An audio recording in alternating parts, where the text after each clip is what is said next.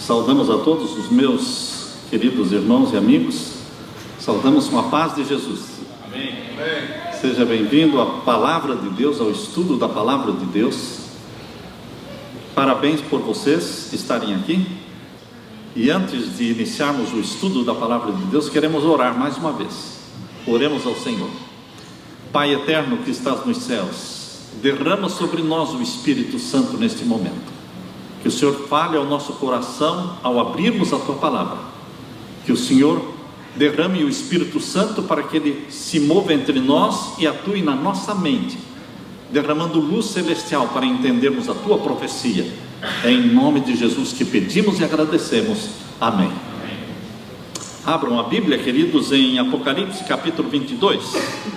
Abram a Bíblia em Apocalipse capítulo 22 e o verso 17. Apocalipse capítulo 22 e o verso 17.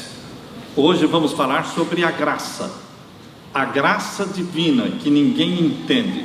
Eu creio na graça, eu não entendo a graça, mas eu aceito a graça, eu creio nela. Mas a graça divina vai muito além do que você imagina. A graça divina salva até mesmo pessoas que você acha ou pensa que não deveriam ser salvas. Já aconteceu de você pensar na sua mente, Senhor, este indivíduo não, por favor, Senhor, esta pessoa não, ela não pode ir para o céu. Há pessoas que não estariam no céu se dependesse de você ou de mim. Mas, queridos, por isso existe graça, e Deus faz algumas coisas na nossa vida e conta algumas histórias na Bíblia para mostrar o que é graça. A graça não é algo merecido, não é algo que você merece, não é algo que você tem direito. A graça é um favor, e a graça chega até você de graça, mas ela custou alguma coisa. A graça divina custou o sangue do nosso Senhor Jesus Cristo. Veja agora Apocalipse 22, verso 17. E o Espírito e a esposa dizem: vem. E quem ouve diga: vem. E quem tem sede, venha. E quem quiser, tome de graça da água da vida, sem discriminação, sem predestinar alguns para a salvação e outros para a perdição. Não é assim que a Bíblia diz? Deus está se dirigindo a todo aquele que quiser. Todo aquele que quiser, diz aqui, tome de graça da água da vida. Então, os que se salvarem, se salvarão porque eles quiseram beber da água da graça divina. E aqueles que se perderem, é porque eles rejeitaram a graça divina. Mas a graça divina não rejeita ninguém. A porta da graça está escancarada, está aberta para todo aquele que quiser. E também a graça divina não é algo do Novo Testamento. A graça é algo da Bíblia. Desde o Antigo Testamento, Gênesis, até o final da Bíblia, Apocalipse, você vai ver o curso da graça divina. Quando Adão e Eva pecaram, Adão e Eva perderam aquela vestimenta de glória que tinham, era uma vestimenta de luz, eles eram seres glorificados, eles foram criados não no reino animal, eles foram criados no reino espiritual de Deus, foram feitos não à imagem e semelhança dos animais, mas foram feitos à imagem e semelhança de Deus. Portanto, queridos, pertenciam ao reino espiritual de Deus, por isso eles eram vestidos de glória. Quando pecaram, morreu a natureza santa e espiritual que eles tinham, sumiram, desapareceram as vestimentas de glória, e eles se sentiram nus. E a Bíblia diz, ali relata em Gênesis, que eles fizeram aventais com folhas de figueira. Quando Deus apareceu no jardim do Éden e perguntou por Adão: Adão, onde estás? E eles se encontraram. Deus olhou para aquelas roupas feitas de folhas de figueira, e Deus disse: o que você fez, Adão? Queridos, Deus, para mostrar que a graça, ela já existia, Deus pediu que Adão sacrificasse um cordeiro no jardim do Éden. Foi Adão que sacrificou o cordeiro no jardim do Éden. E Deus pegou a pele daquele cordeiro e cobriu aquela nudez causada pelo pecado. A nudez de Eva, a nudez de Adão, foi coberta com a pele do cordeiro. Isso se chama graça. Aquele cordeirinho que Abel sacrificou e que despertou a ira de Caim, aquele cordeirinho também simbolizava graça. Queridos, a graça está em todo o Antigo Testamento. Todo o sacrifício feito através dos cordeiros chama-se graça.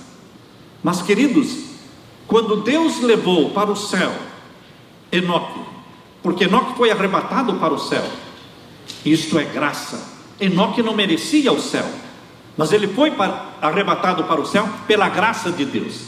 Quando Deus levou Elias para o céu, arrebatado numa carruagem de fogo, isto é graça. Quando Moisés foi ressuscitado e foi levado para o céu, isto é graça. Mas toda esta graça no Antigo Testamento era uma graça prometida, não real. Não era uma graça já confirmada, era só uma promessa de graça. Porque em todo o Antigo Testamento existia o sacrifício dos animaizinhos, dos cordeirinhos, simbolizando o Cordeiro de Deus que viria ao mundo para morrer e para realmente confirmar e selar a graça divina. Se Jesus Cristo não morresse na cruz, não existiria graça. E o que aconteceria com Moisés, com Elias, com Enoque, que já estavam no céu? Permaneceriam no céu? A Bíblia diz que por 3 vezes Jesus disse: Pai, se possível, passe de mim este cálice. Se possível, passe de mim este cálice. 3 vezes ele pediu. Existia então, queridos, a possibilidade de Jesus não morrer na cruz pela família humana. Jesus não era obrigado a morrer na cruz. Ele tinha a opção de morrer, ou ele tinha a opção de voltar para o céu, porque ele não tinha pecado. Ele nunca pecou. Ele poderia muito bem voltar para o céu. O pai poderia muito bem ter dito para o filho: tudo bem, filho, já que você orou 1 vez, 2 vezes, e agora é a 3ª vez que você está orando, Pai, se possível, passe de mim este cálice. Tudo bem, filho, eu vou poupar você. Volte para casa, volte para o céu. E a família humana estaria para sempre perdida. Moisés, Elias e Enoque teriam que voltar do céu, e o planeta Terra estaria para sempre nas mãos de Satanás, porque Satanás se tornou o príncipe deste mundo. Desde que Adão pecou, Satanás se tornou o príncipe deste mundo. Mas, queridos, quando você lê o livro Desejado de Todas as Nações, nós encontramos ali no livro Desejado de Todas as Nações um texto lá naquele capítulo que fala sobre o Getsêmani, quando Jesus Cristo suou sangue. Nós lemos lá na página 400 e vamos ler aqui a página 488. Sua prece agora respira apenas submissão. Se este cálice não pode passar de mim sem eu o beber, faça-se a tua vontade. Mateus 26, 42. Havendo tomado a decisão, Jesus caiu moribundo no solo do qual se erguera parcialmente. Onde se achavam então os discípulos para pôr ternamente as mãos sobre a cabeça do desfalecido mestre e banhar aquela fronte, na verdade mais desfigurada do que a dos outros filhos dos homens? O Salvador pisou sozinho o lagar, e do povo nenhum com ele havia. Onde estavam os discípulos neste momento em que Jesus suava sangue? Dormindo. Eles entendiam a graça? Não entendiam a graça, nem sabiam o que era a graça. Queridos, se Jesus Cristo não morresse, não existiria perdão e não haveria salvação. Deus sofria com o seu filho ali no Getsêmani. Anjos contemplavam a agonia do Salvador, viam seu Senhor circundado das legiões das forças satânicas. Legiões de demônios estavam ali ao lado de Jesus no Getsemane, para que Jesus fosse forçado a desistir, abortar a missão. Aborte a missão, volte para o céu, teus discípulos não merecem. Você não está vendo que eles estão dormindo? Você vai morrer por alguém que não lhe valoriza. Jesus foi fortemente tentado no Getsemane, queridos, porque não foi na cruz que ele suou sangue. Na cruz tiraram-lhe o sangue, mas foi no Getsemane que ele suou sangue. Então o maior sofrimento, meus queridos, o maior sofrimento de Jesus não foi na cruz, foi no Getsemane, porque foi ali que ele decidiu beber o cálice da morte e suou sangue. Viam seu Salvador circundado por legiões de forças satânicas, sua natureza vergada ao peso do misterioso pavor que todo o fazia tremer. Houve silêncio no céu, nenhuma harpa soava. Pudessem os mortais ter testemunhado o assombro das hostes satânicas ao lado de Jesus, tentando o fazer desistir. Imaginem, queridos, pense um pouco a forma como Elias, como Moisés e como Enoque contemplavam Jesus Cristo lá do céu.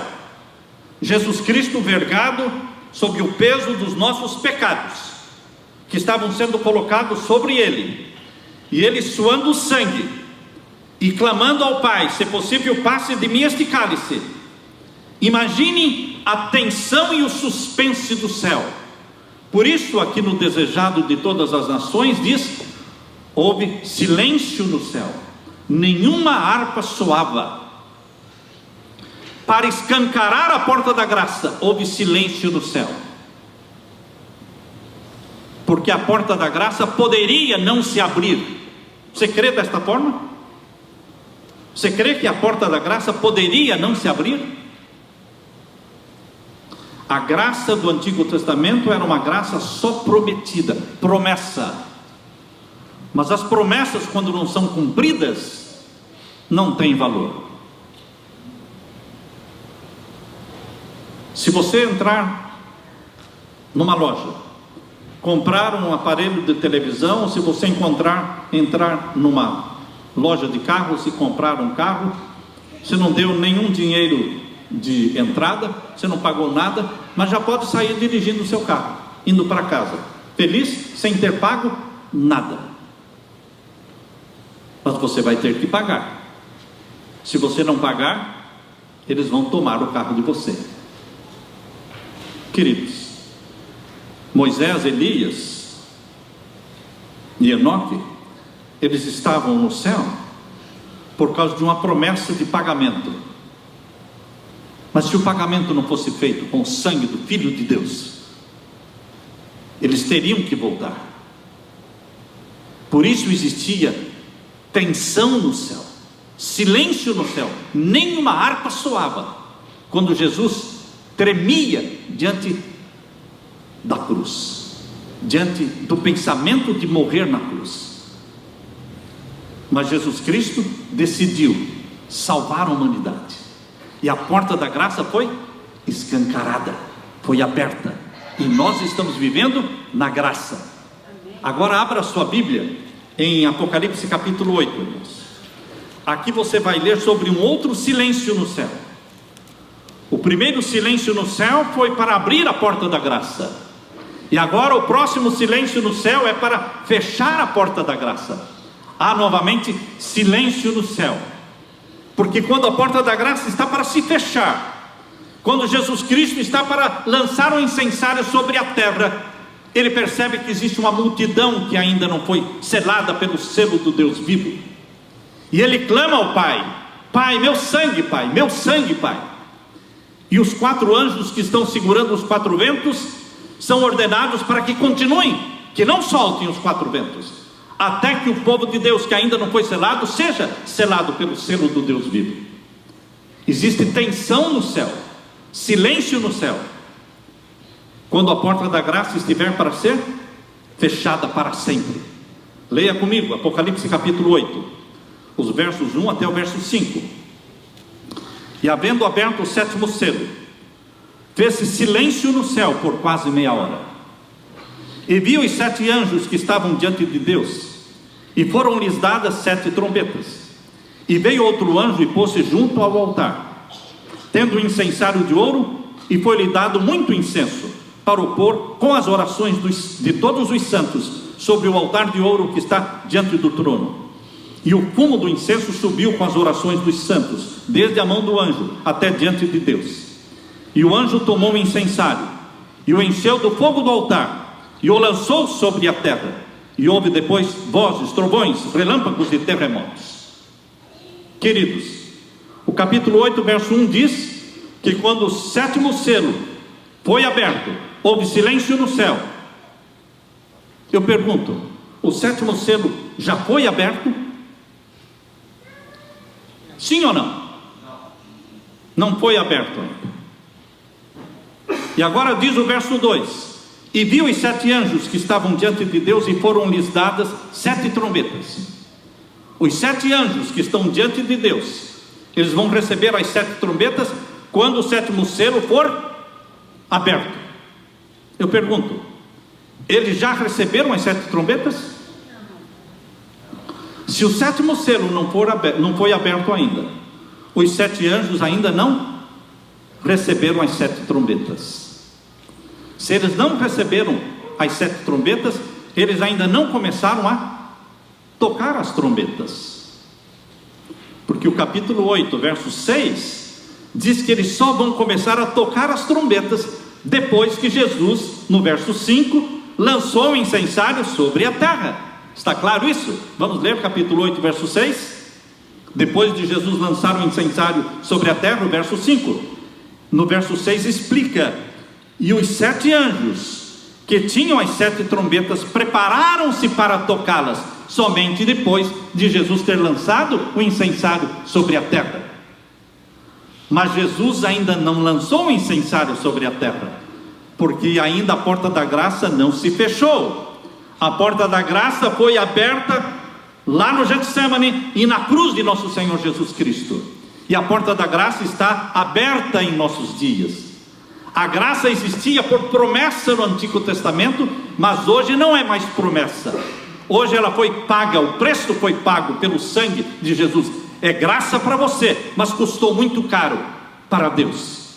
Custou a vida do Filho de Deus. O Filho de Deus assumiu a natureza humana para todo sempre. Ele é Deus, sim, mas ele é homem também. E ele continua com a natureza humana para todo sempre. Nunca mais ele voltará a ter a forma divina. Ele retém a natureza humana para sempre. Queridos, Jesus Cristo fez algo que nós não entendemos, porque isto é graça, e a graça alterou mesmo a hierarquia celestial. Quando Deus criou o homem, a Bíblia diz que nós fomos feitos à imagem e à semelhança de Deus, mas um pouco menor do que os anjos. Os anjos então eram superiores ao ser humano, um pouco menor do que os anjos fomos feitos. Mas quando Jesus Cristo encarnou, quando Jesus se tornou um de nós fomos elevados. Jesus se rebaixou ao se tornar um de nós, mas nós fomos elevados. Nós fomos elevados a uma posição que não tínhamos, superior à dos anjos, porque os anjos criados por Jesus agora estão abaixo de você, abaixo de mim, porque nós somos irmãos do Criador dos anjos. O Criador dos anjos tem a carne da nossa carne e o sangue do nosso sangue. Jesus elevou a família humana, não somente salvou a família humana, mas a elevou numa posição superior à dos anjos não caídos. Isso é graça, porque onde abundou o pecado, superabundou a graça divina. Graça não se entende, irmãos. Graça se aceita e se crê, porque a graça nos salva. Nós não podemos entender Como é que Deus salvou um Manassés, que matou tantas pessoas, que queimou crianças para o deus Moloque, que matou o próprio profeta Isaías? E Manassés levanta os olhos para Deus e pede perdão, e Deus perdoa e salva um homem desse. Eu não entendo a graça. Eu não entendo a graça. Mas eu creio na graça. E Deus conta essas histórias na Bíblia para que você não perca a esperança, porque por pior que você e eu sejamos, nós podemos ser salvos pela graça. E para ser salvo pela graça, basta confessar o pecado, pedir perdão. Não adianta se justificar. Deus não espera de você justificativas, explicações, desculpas. Não. Deus espera de você confissão. Eu pequei, Senhor. Foi isso que Davi fez quando Natã colocou o dedo na cara de Davi e disse: tu és este homem. Ele poderia ter se justificado, ele poderia ter dado muitas desculpas, mas ele disse o quê? Eu pequei. Deus espera de mim e de você confissão. Confissão. Foi o que Adão não fez. Adão, quando Deus perguntou para Adão: por que comeste do fruto da árvore? Ele não disse: eu pequei, Senhor. Ele disse: a mulher que tu me deste. E quando Deus perguntou para a mulher, ela disse: a serpente que tu fizeste.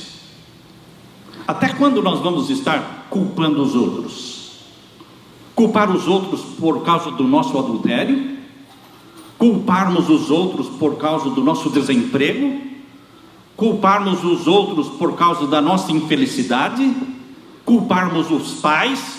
Culparmos os professores? Culparmos o governo por causa da nossa infidelidade, desonestidade? Até quando nós vamos continuar culpando os outros? Quando é que nós vamos assumir a posição de homens e mulheres segundo o coração de Deus? Porque a Bíblia diz que Davi era um homem segundo o coração de Deus, não nos pecados, mas na confissão. Quando ele disse: eu pequei, Senhor. Pedir perdão é isso: eu pequei, Senhor, me perdoe. E Deus disse para o profeta Natã: diga para Davi: perdoado está o teu pecado. Nossa religião, queridos, precisa ser feita de confissões, não explicações. Deus não quer teologia, Deus não quer explicações, argumentações.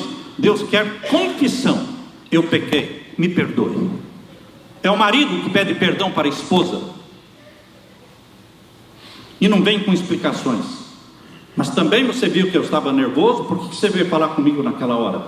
Mas também, não, queridos, não é se explicar e nem dar desculpas, é assumir a culpa: eu pequei, me perdoe.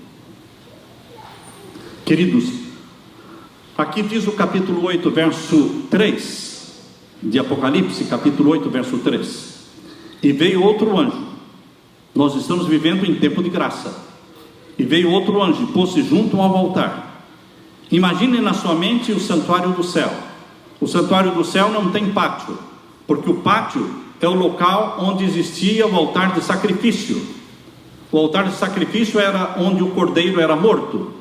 E o cordeiro de Deus não foi morto no céu. O cordeiro de Deus foi morto na terra, foi morto no pátio. O pátio do santuário celestial é o planeta Terra. E o altar de sacrifício do santuário celestial é o monte do Calvário, onde o cordeiro de Deus foi morto.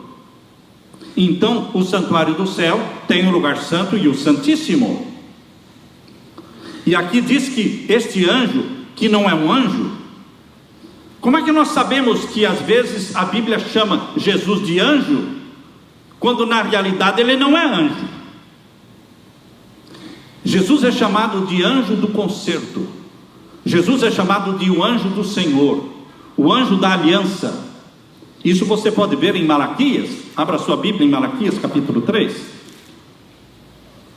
Malaquias, o capítulo 3. E nós vamos ver o verso 1. Malaquias capítulo 3 e o verso 1.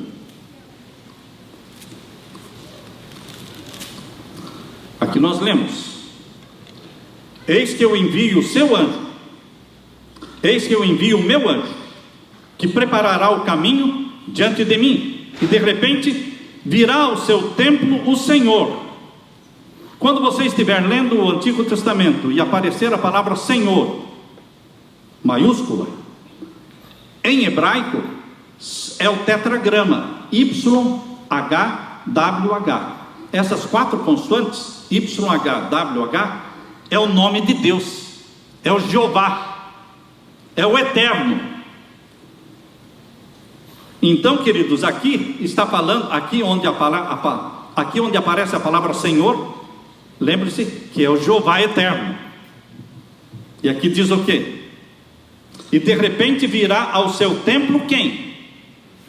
O Senhor, o Jeová, a quem vós buscais.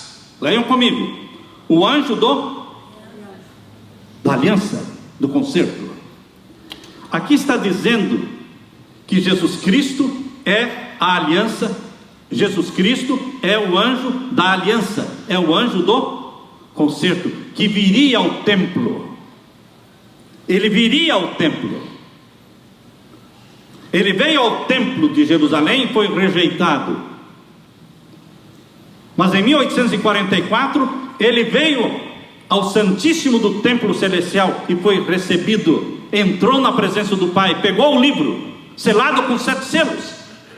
Nós estamos lendo o 7º selo, mas o livro selado com 7 selos foi colocado na mão do Filho pelo próprio Pai. Ele pegou o livro da mão do Pai no Santíssimo em 1844.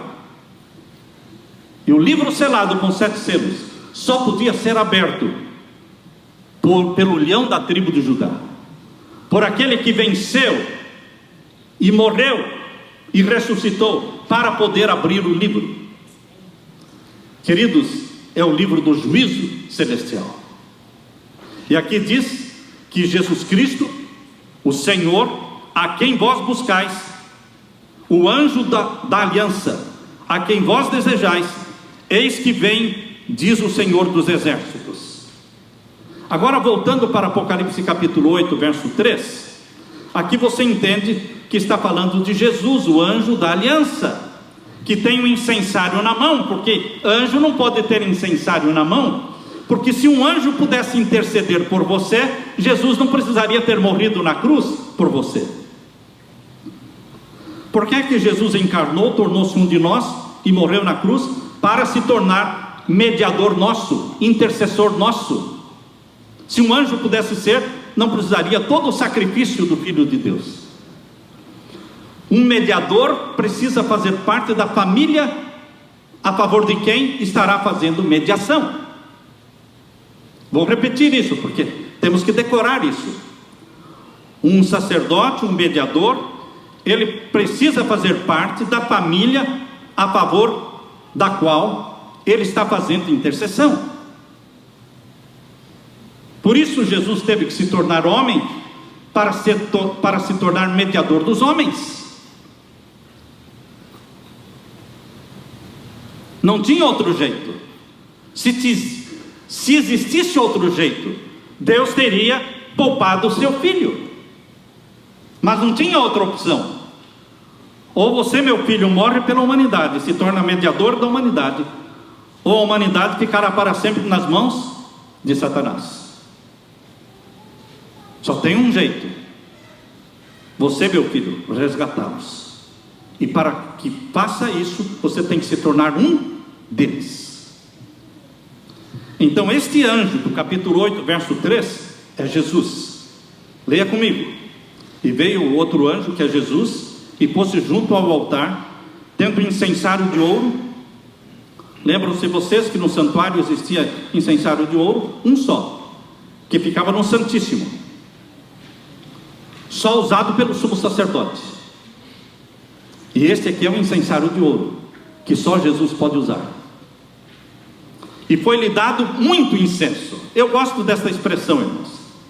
Aqui não está dizendo que foi dado incenso para Jesus colocar no altar de incenso, no incensário de ouro. Aqui está dizendo que foi-lhe dado muito incenso. Aqui está falando de uma intercessão única, de uma intercessão sem igual. Nunca foi feita uma intercessão como esta, porque é a última. É a última. E o Evangelho não vai terminar com menos poder do que quando começou. Se para começar o Evangelho foi derramado o Espírito Santo em forma de chuva temporã, e converteram-se 3.000 almas em um dia, agora, quando se fechar a porta da graça, quando terminar a pregação do Evangelho, será derramado a chuva serôdia do Espírito Santo, e não serão 3.000 num dia, serão 3 milhões e milhões de conversões em um dia. A pregação do Evangelho não terminará com menos poder do que quando começou. Por isso, queridos, a maior conversão de todos os tempos está sendo reservada para um pouquinho antes do fechamento da porta da graça, quando Jesus vai receber muito incenso para colocar no incensário de ouro. Bendito seja este Deus que torce pela sua salvação. Bendito seja esse Deus que é amigo pessoal nosso, Pai bondoso, misericordioso, que quer que muitos se salvem. Por isso tem muito incenso. Só se perde quem quer se perder. Eu tenho um sermão, eu aconselho você a assistir esse sermão, e o título é difícil se perder. Como é difícil se perder, irmãos. Quando você lê a história de Nabucodonosor, Nabucodonosor queria se perder. Ele fez tudo o que podia para se perder, e se salvou. Como? Porque é difícil se perder, irmãos. É difícil. Salomão fez tudo o que podia para se perder, irmãos. Matou criança, queimou criança viva para Moloque. Ele não teve 2, 3 casamentos, não, irmãos. Ele teve 1.000, só 1.000 casamentos, 1.000 mulheres. Aprontou um bocado. Ele queria se perder, mas ele se salvou. Por quê? Porque é difícil se perder. Para você se perder, meu irmão, é só por muita teimosia sua mesmo, é muita cabeça dura mesmo. Porque se no momento em que você estiver morrendo, você clamar pela graça e pelo sangue de Jesus, você será salvo. Só que alguns morrem de repente e não tem esse tempo para dizer: Senhor, tem misericórdia de mim. Não tem esse tempo. Muitos estão brincando com Deus, e com Deus não se brinca. Não se brinca com a graça divina, porque a morte vem de repente. Mas é difícil se perder, porque Deus nos persegue com seu amor. O amor de Deus é como um cão de caça, que corre atrás da caça incansavelmente, mas a caça está cansada, está ofegante, e o cão de caça está atrás. E no momento em que a caça não aguentar e parar para descansar um pouco, o cão caçador alcança. Esta é a graça divina. É um cão caçador que nos alcança em algum momento da nossa vida. A graça nos alcança e nos apanha, e nós nos tornamos presas do amor divino, presas da graça divina. Isto é graça. Queridos, Jesus Cristo, Ele vai fazer a última intercessão antes de jogar fora o incensário de ouro. Mas é-lhe dado muito incenso. Aquele filho que você tem, teimoso, rebelde, drogado, ateu,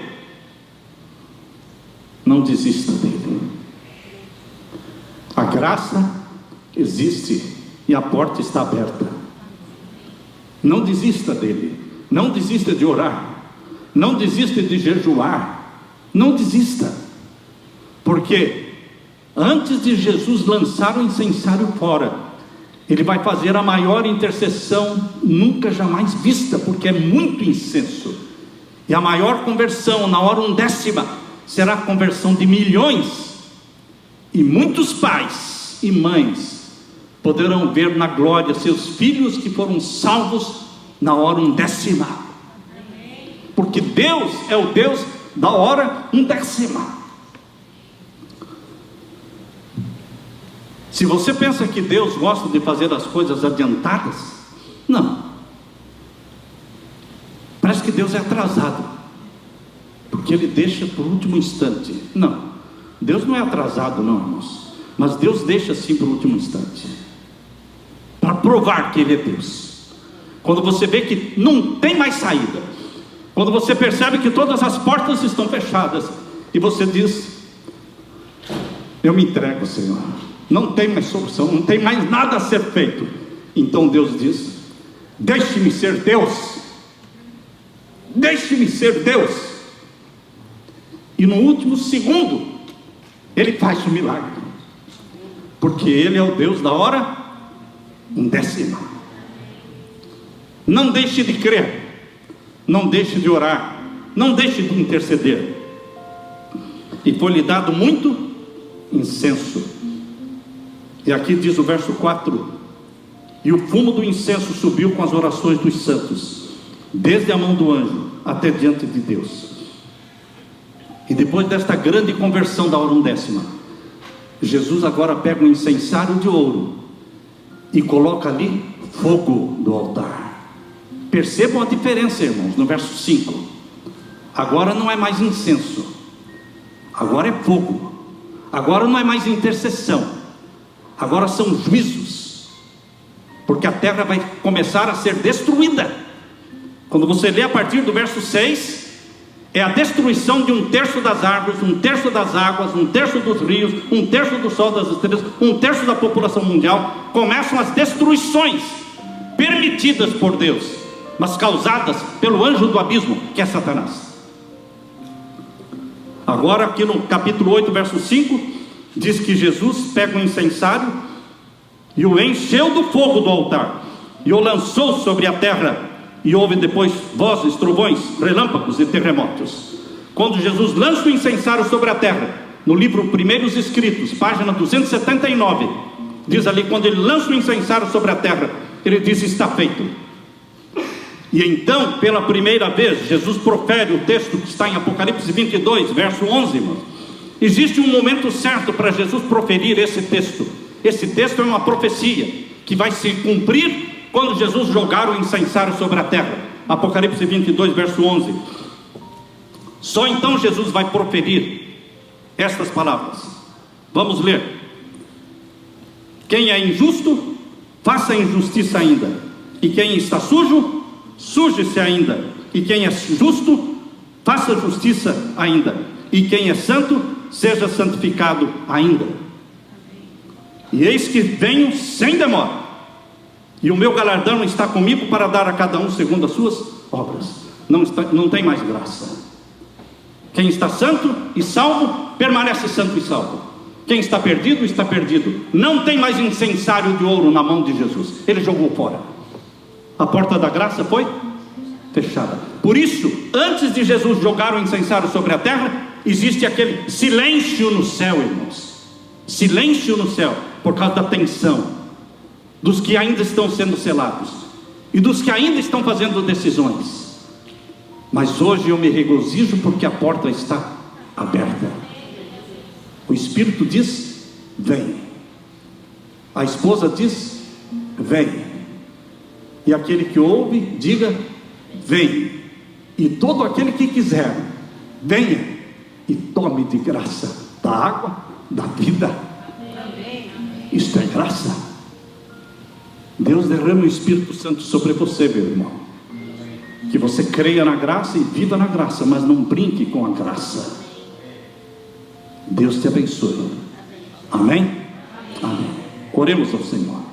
Pai Santo, Pai gracioso, nós sabemos quanto custou esta graça. O ouro do sangue de Jesus e a prata das suas lágrimas, a vida do teu próprio Filho. Mas esta graça nos chegou de graça. Que cada um aqui, Pai eterno, confesse os seus pecados. Não se justifique, não se explique, não argumente, mas confesse dizendo: eu pequei, Senhor, eu tenho pecado, Senhor, nisso e naquilo, me perdoe, cobre-me com a tua graça, salva os nossos filhos por quem jejuamos, salva as nossas famílias por quem jejuamos. Nós queremos ser salvos em família, Pai. Contemplando Jesus naquele dia, podemos dizer: eis-nos aqui com os filhos que o Senhor nos deu. Derrama sobre nós o Espírito Santo, em nome de Jesus pedimos, amém.